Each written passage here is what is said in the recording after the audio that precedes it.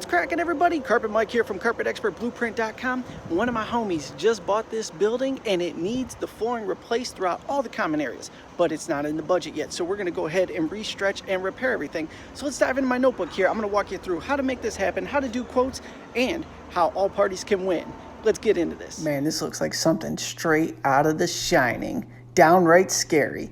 So look at this pattern here, and you can't see it from my fingertips there, but pad is all bunched up under that right there. So let's peel this back. Look at that old funky cheap pad. How are we gonna dominate this project and get paid? What'd you think of that crazy looking dry rotted hot mess 1988 carpet there? So you know what we're up against now. You've seen the pictures, but here's the scenario.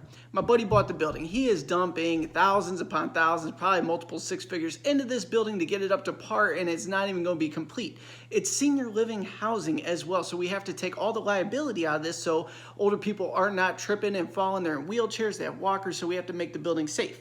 He does not have the budget to go ahead and strip all this down to bare bones and renovate it yet. That's about 3 years out once his plan comes together. So me, as the installer, thankfully he was there. We're able to walk through this together, run through a couple different scenarios that hopefully will not break the bank. But for you as the installer that may be viewing this, you're wondering, how do you even bid something like this out when there's multiple floors of a lot of repair work?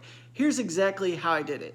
First, you gotta take crazy notes on this. So it's 3 stories, walked every single hallway. So it's a main hallway that's 150 feet long in front of the elevators. Then from there, it V's off into 200-foot hallways on each end. So it's collectively 5 hallways per floor.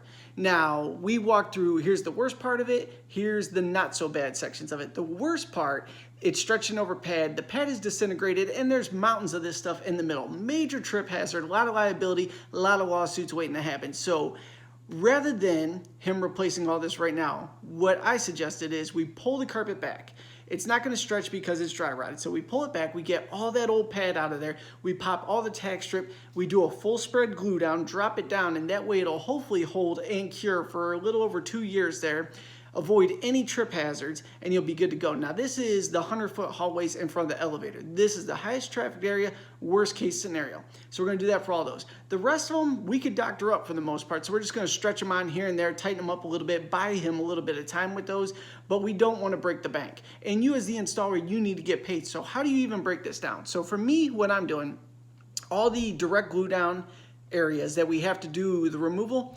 So we're going to peel it back. We're going to do all the removal, the padding, and the tack strips. $2 a yard for that part. The reinstall of it, I'm going to come in at $4 a yard because the carpet's already cut to width. It'll just be a little bit of trimming, plus he's my boy. I'm going to go nice and easy on him on the price. So basically $6 a yard, we're going to correct those areas. All the other notes I have on the other hallways that weren't horrific, but there's a lot of stretching involved, this is where I'm going to go through line by line on all my notes, and this is why you take time, take notes on everything so you don't run through it and say, okay, whatever, I could do it for this.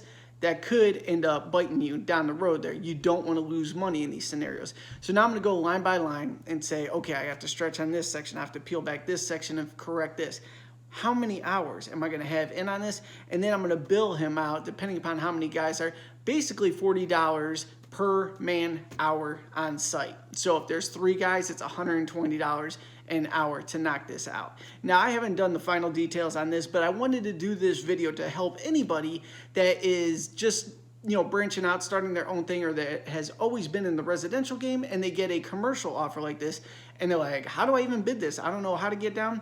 Focus on yardage on the basic parts where it's very cut and dry. I am doing this right here. We're peeling it back. We're doing the demo. That's yardage. You know your numbers. You're good.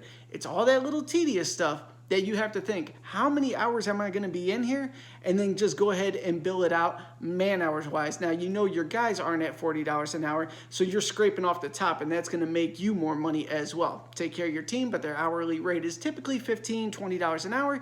The 20 above that on each one of those guys comes back to you, so you could be collectively making $60 to $80 an hour, handling the overseeing of all this odds and ends repairs. So that is my breakdown for this video. Best believe I'm going to film this whole repair process because there's a lot of great content in this building that you'll get to be a part of.